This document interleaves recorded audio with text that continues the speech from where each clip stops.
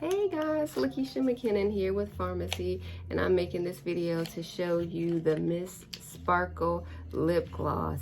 And I received this yesterday, so I kind of tore the box up a little bit, or the packaging trying to open it. But this is, let me see if I have the color on here. I'm gonna have to look on the packaging slip. Okay, and Honey Pot.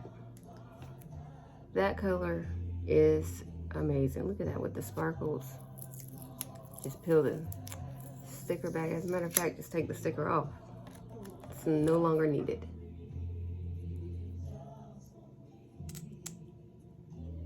And I would put some on, but I already have one of our other lip glosses on. But that's the Honey Pot right there. So it's very sparkly, and I will be wearing this later on today, that's for sure. But we have several colors available. I just love this color. It looks so beautiful, and that's the way it actually looks on my hand.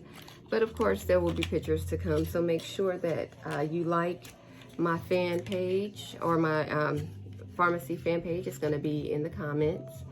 And that is the Miss Sparkle lip gloss. So head over to the website and grab one. If you have any questions, of course, you can reach out to me. If not, take care, stay safe, wear your mask, and have a great day.